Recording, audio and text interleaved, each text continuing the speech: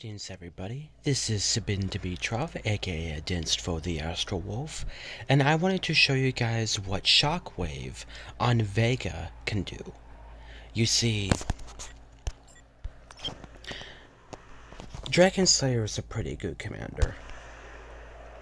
Her Crushing Blow ability is great because it will always hit and attack power will be increased by 60%. So that's a pretty good chance of attack and activation. Then Shockwave is 60% chance to trigger before next action. If it hits a target, then deals 60% of the attack damage to all enemy troops, which is fantastic. Then she has Awakened Airship, and then I use Destructive Power on her.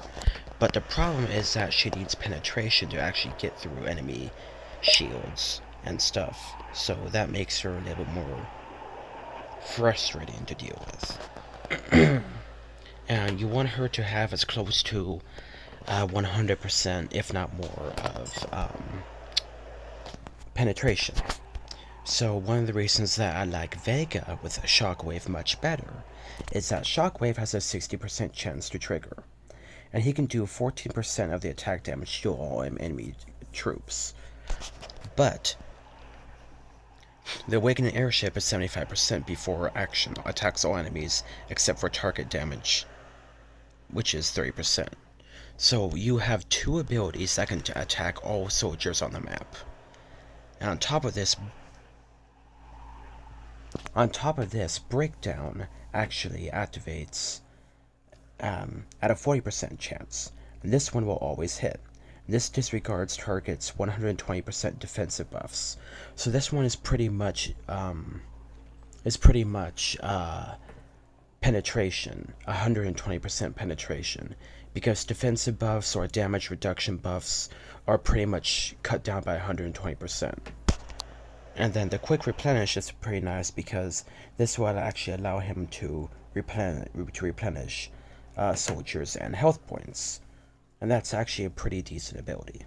But the reason why I like to use him with Shockwave is that because his attack is such a unholy amount of percentage of attack, it's allows him to do just crazy amounts of damage.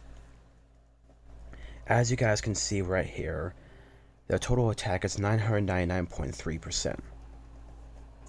And then airship attack is 86.7%. So as you guys can see that he also has 200% RWE. So he has a lot of different abilities that can actually allow him to do a lot of extra damage. And the total critical helps too, because if he can land a direct critical hit, that's going to make it so that way his 999.3% damage is boosted up substantially. Now he actually has 3 sets on Power of Scorpio, which has health points for the 2 sets and 4 sets. It's a 20% chance to trigger before next action. This time the attack will hit, and basic attack increases by 60%. So already he has this going on there for him to help make him even stronger and better. And then the Light of Gemini is 20%, which is adds to the attack for the 2 sets. And then the 4 sets is that Light of Gemini from the full set is so this is a 20% chance to trigger before next action. There is an additional attack this turn, and all common and extra attack will hit. Extra damage will be normal damage 100%. So this means you have 2 extra abilities that will make him be able to hit enemies. And then you also have Cephas Majesty. And this is actually a pretty nice one because this will actually cut down enemy ability to actually recover health points. But I think I might be swapping this out for a different ability, like Light of Libra or something that will give him another ability to attack.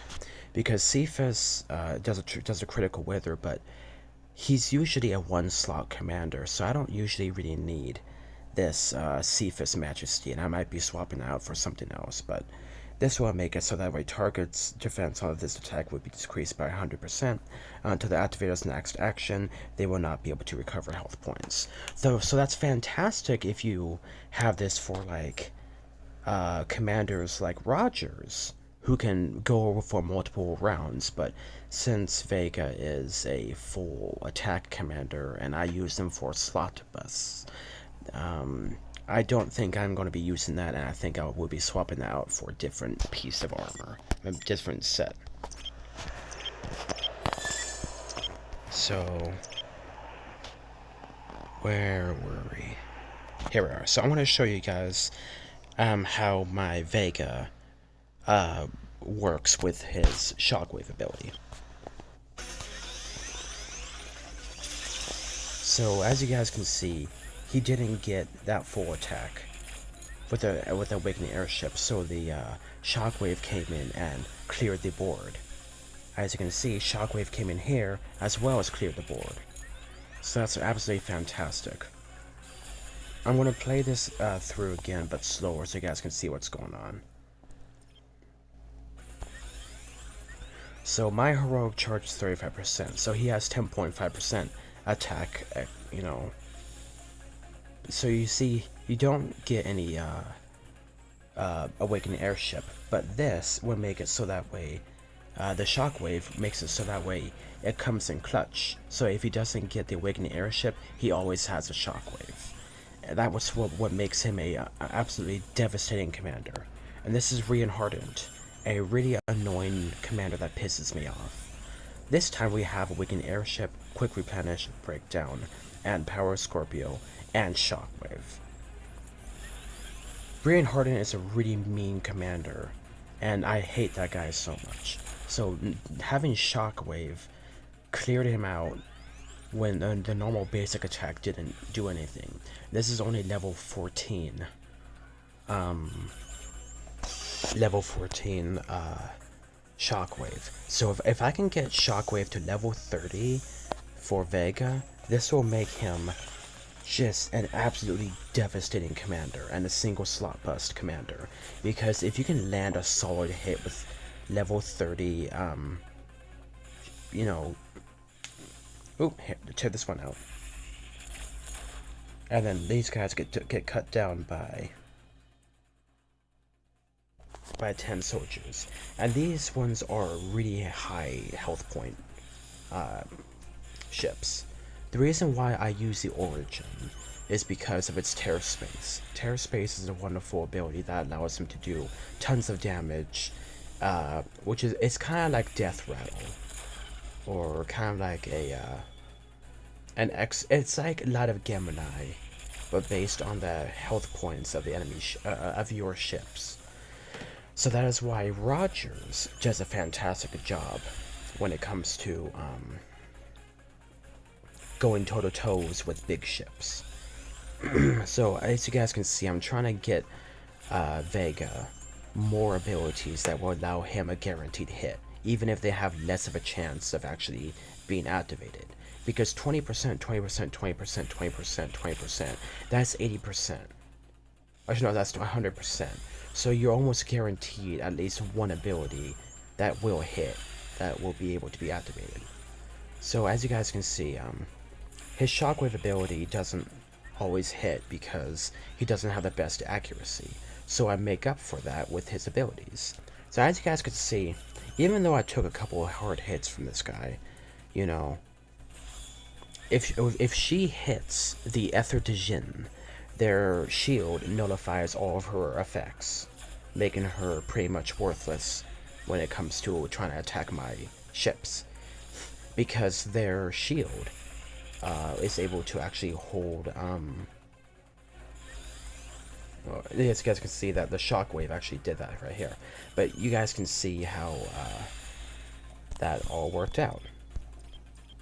So the Ether de Jinn is a fantastic ship to have with this first attack, because its shield takes a lot of the damage that you receive.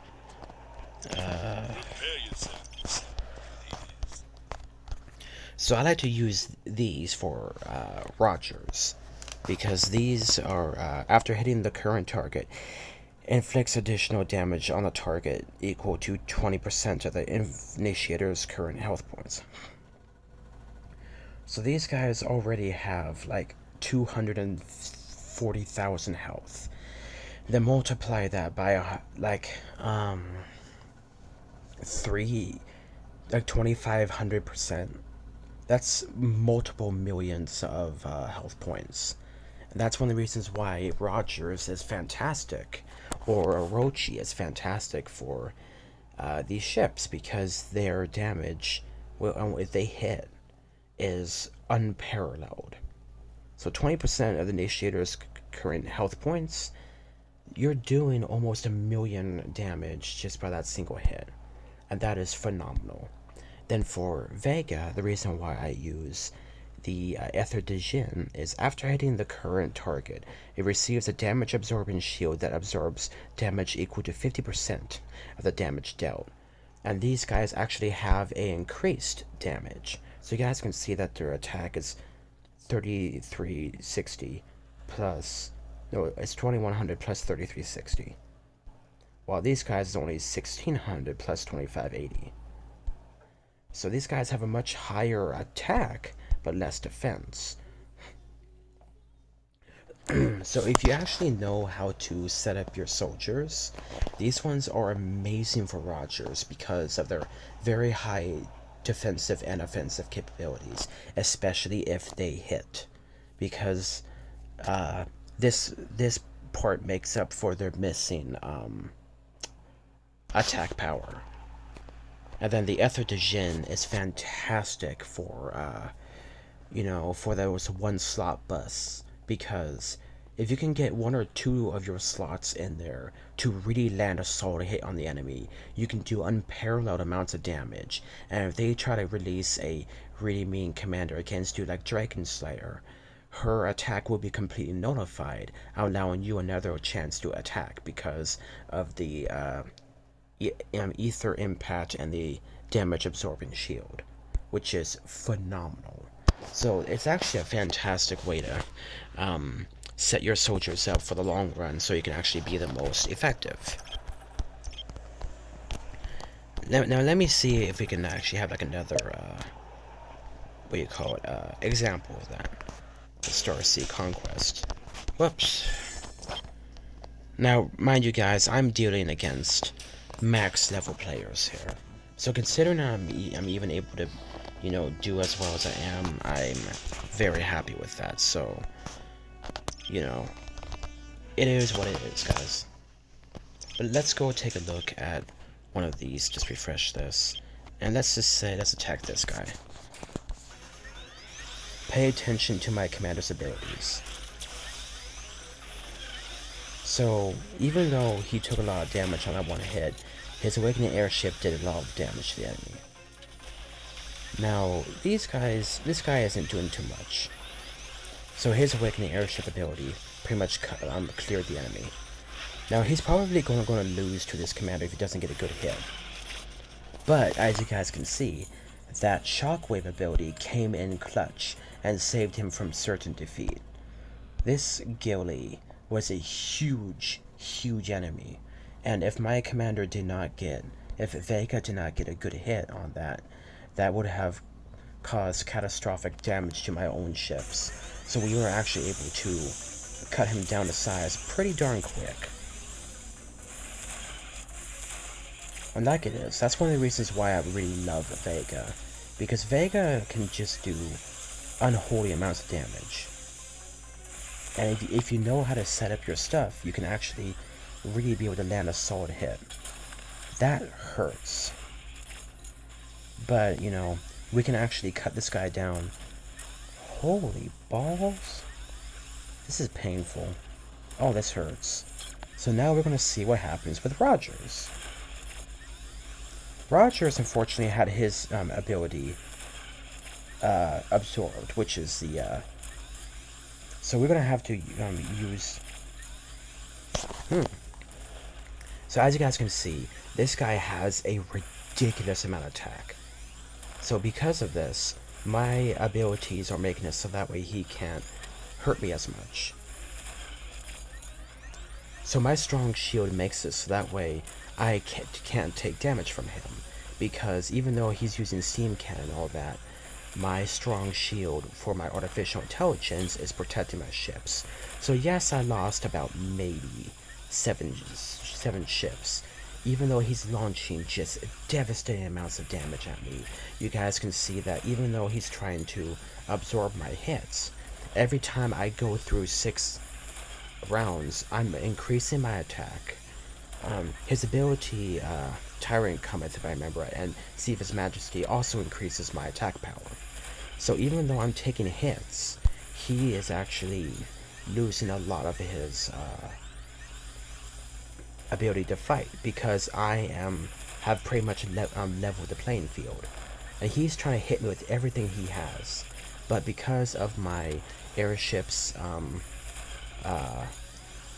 what do you call it, ability to do that extra damage, the terror space, this allows me to not take any damage, and in turn I'm buffing my own soldiers every time these rounds are going by.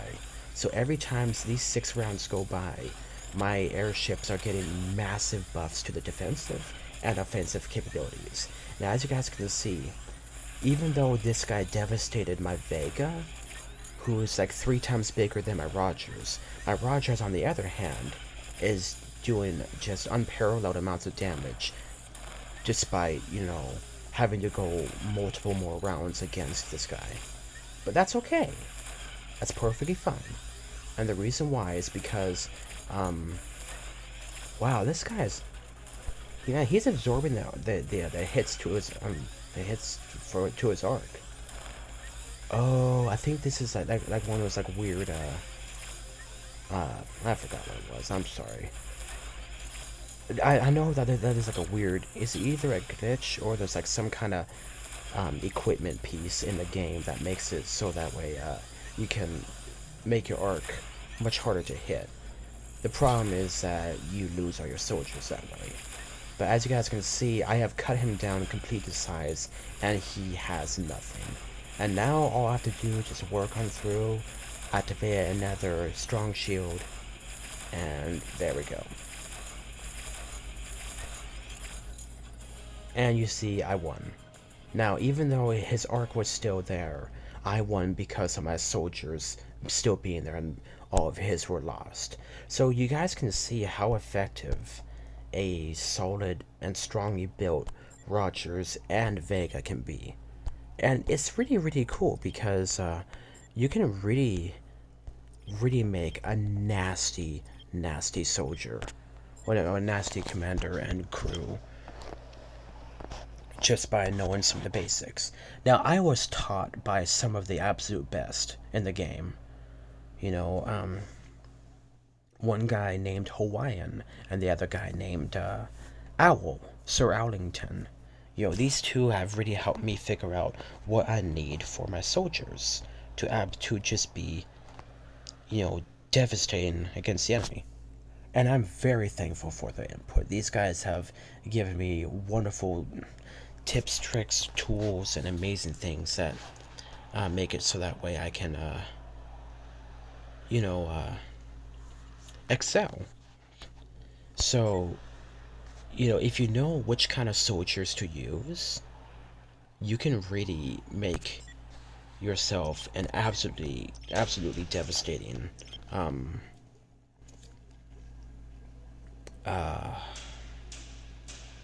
what's the term? Trio of soldiers.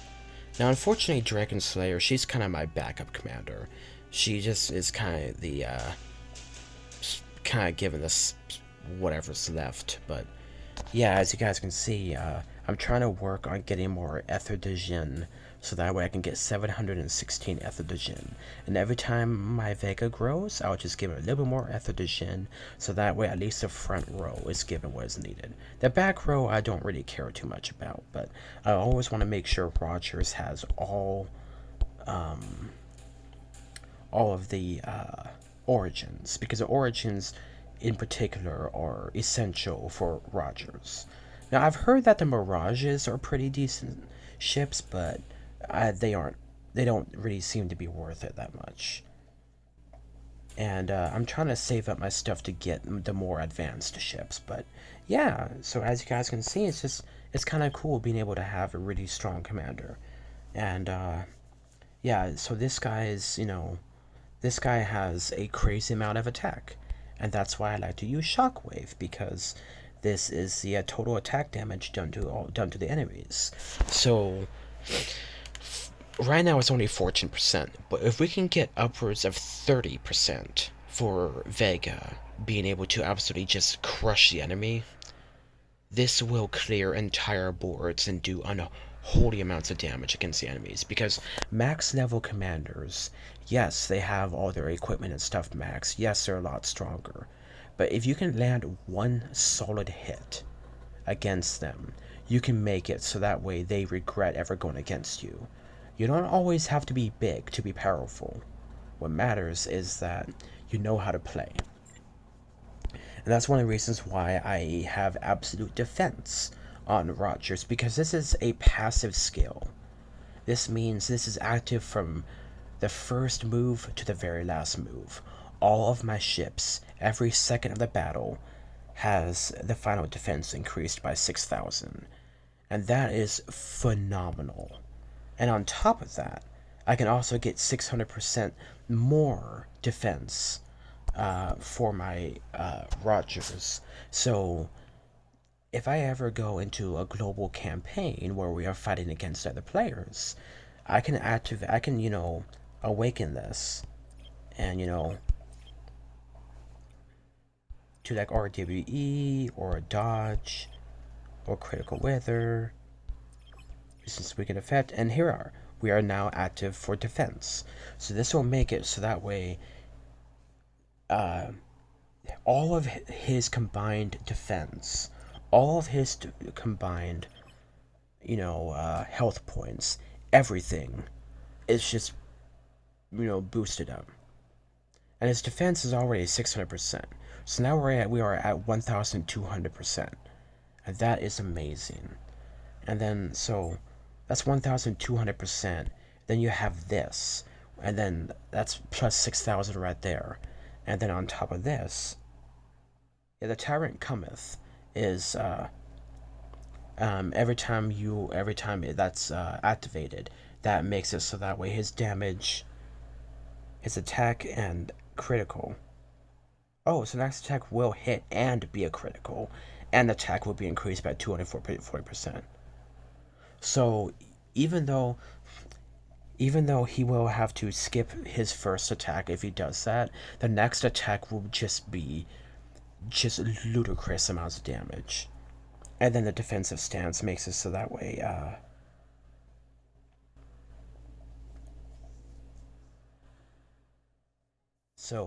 that way 30% is 30% damage reduction pretty much.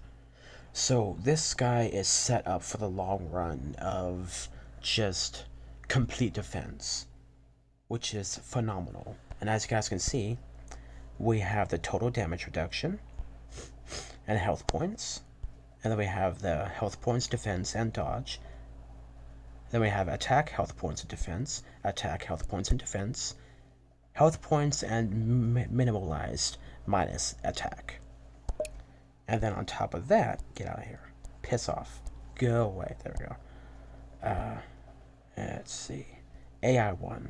All allied troops in the front row gain a shield, which can absorb damage equal to 18% of the target's max health point for 1 round. So if I remember right, that makes it so that way, because of my insane health point build, that makes it so that way the strong shield is just absolutely ludicrous because of my soldiers.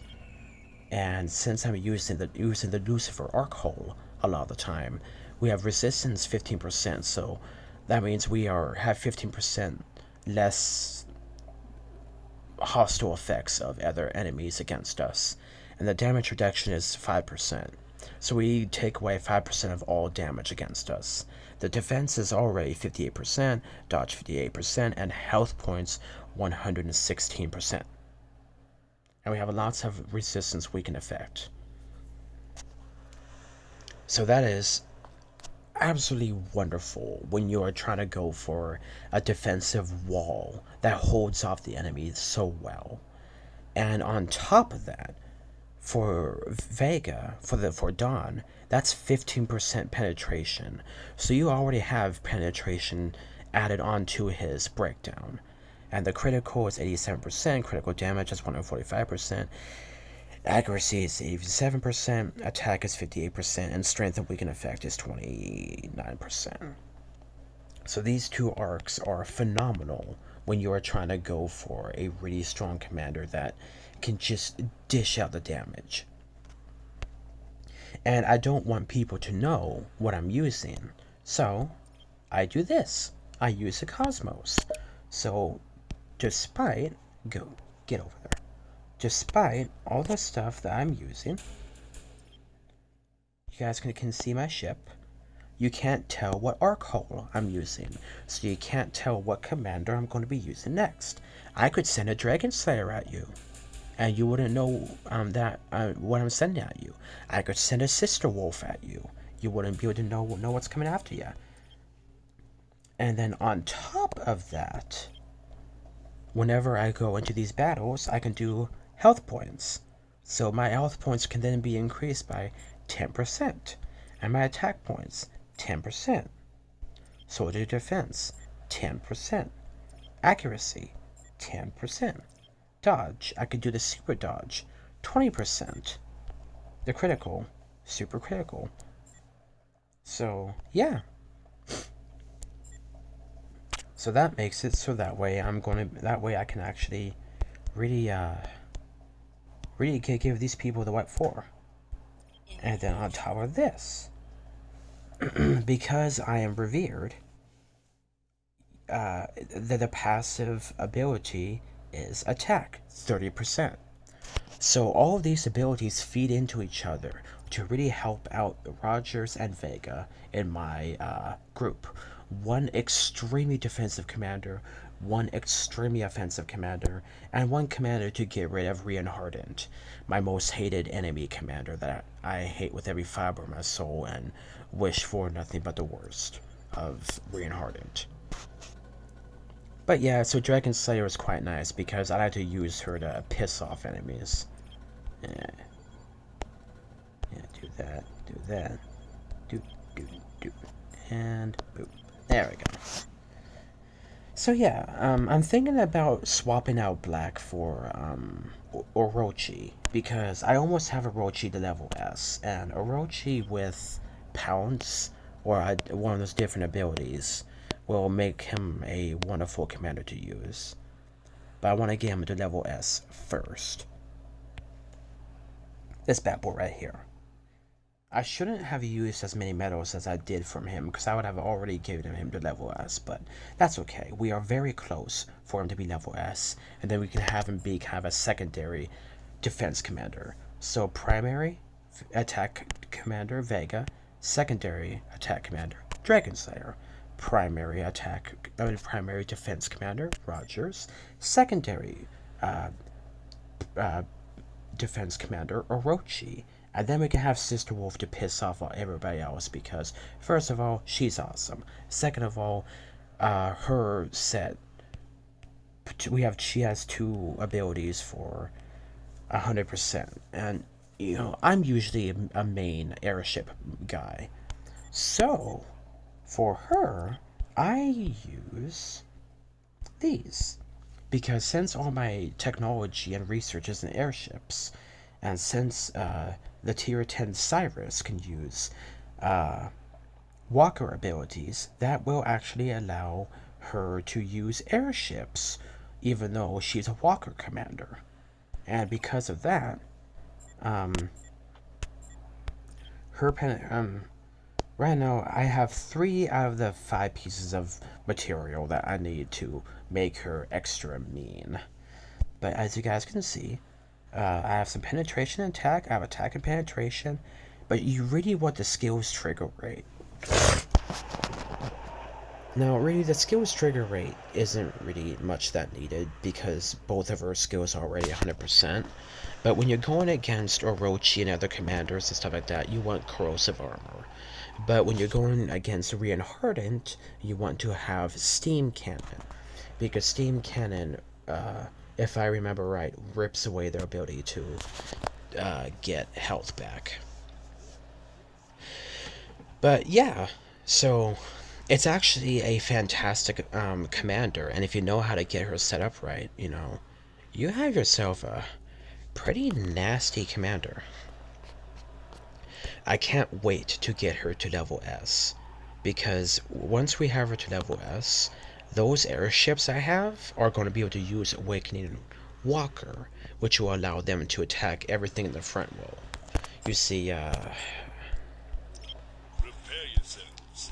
infantry only attack. So infantry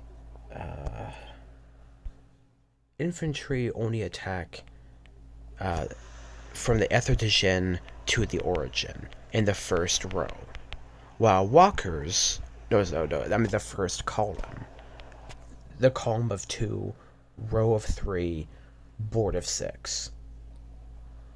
So the column of 2 is only attacked by infantry, while walkers do the row of 3, which is Awakening Walker.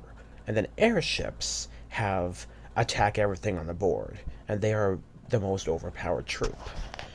So that is why I want to use airships for Sister Wolf, because even though she's a Walker commander and my airships will be using Awakening Walker, they will still have all the buffs of my equipment and my soldiers, and my research for the airship, which will make it so that way her soldiers do much better, despite being not her primary making.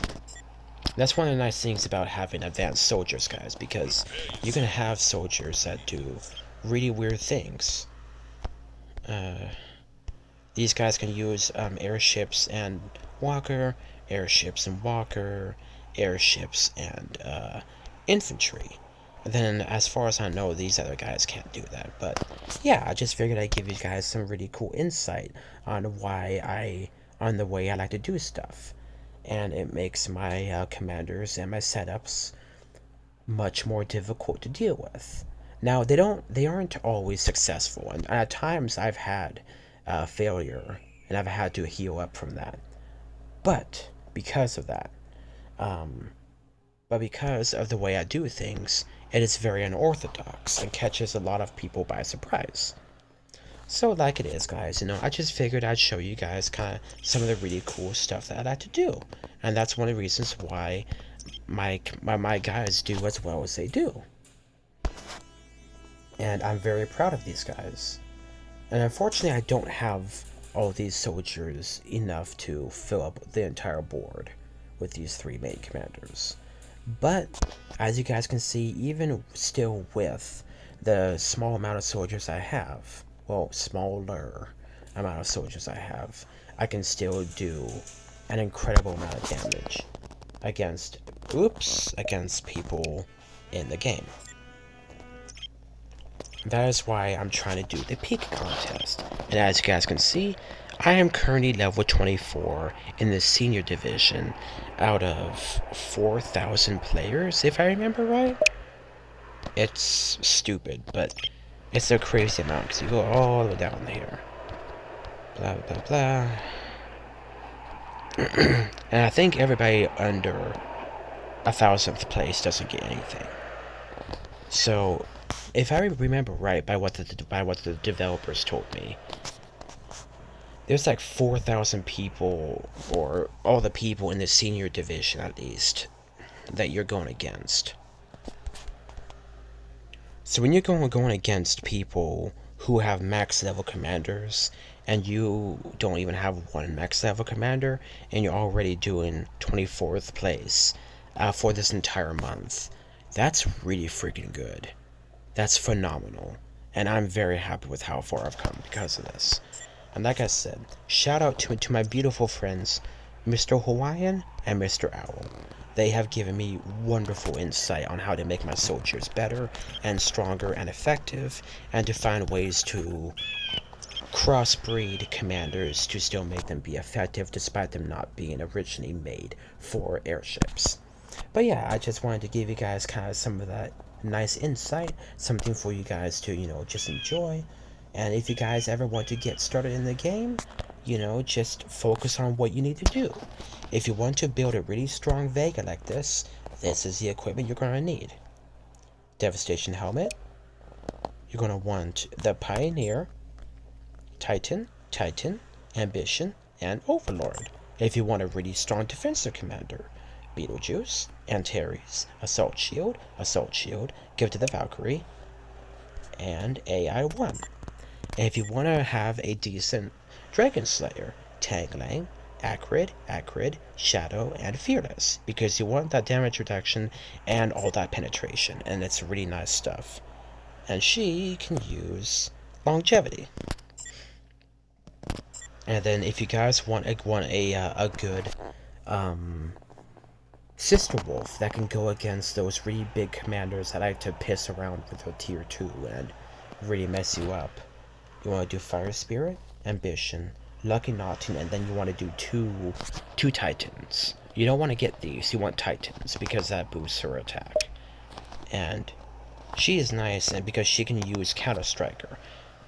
And Counter Striker puts all troops in the rebound state, and the next time they receive attack damage, deal 0.2% of the damage received damage to the enemy. The max damage cannot exceed 1000% of the initiator's attack. So, if we upgrade this a lot, she's going to be a very mean and nasty commander to deal with. But yeah, so it's nice being able to give you guys insight on how to build yourself a nice little deck of people, so you can still do lots of damage against people. But yeah, so it's kind of fun, guys. Well, crap, I missed it. I wanted to get that. Anyway, I screenshot these for a friend of mine. But yeah, I just figured I would... Ooh, here we are. Peak contest tier 10 daily rewards. Good stuff. That's another 2%. And then another 2 of those medals. Usually what I like to do, guys, is get 720 strength certificates, because the strength certificates you can do 24 times in one day for 30 days, and that's 720. And through various events, you can get chests and stuff that will give you more of those. So what I usually like to do is save up around 720 or at least 650. And start using them as I go through this. So about 2 times to 3 times every year, I can go 720 times, which is the max amount of times you can for the peak contest, and I can get actually some really good rewards. And since let's just say I'm going to be 11th to 30th place, I'm going to be getting Geist Stone fragments, which are phenomenal because that will allow me to unlock another slot for my abilities. And it'll give you intelligent bots, it'll give you pure crystals, it'll give you a whole bunch of really nice stuff. So yeah, it's really nice because your name will be up here for a while, and you can just see how well you do. And that's the really nice thing about all this, because you can really kind of see how you do in the grand scheme of the game. So I just, like I said, guys, as long as you know how to put your commanders out there, as long as you just have fun, despite the game being competitive, you can still have a heck of a great time. Now, like it is, this video is about to hit 40 minutes, and I need to get going, or else I'm gonna run out of space. But it's been a pleasure having you guys here for this video, and I hope that you guys enjoyed this video, and I hope that you guys have fun with this video, and it has been a pleasure being able to give you guys insight. So anyway, this has been Sabin Dimitrov, aka Adis for the Astro Wolf. It's been a pleasure to have you guys here, and I look forward to seeing what you guys think about this video. You guys stay awesome, God bless, and stay awesome. Said that twice, but you get what I mean. Double emphasis on staying awesome. See you guys on the next video.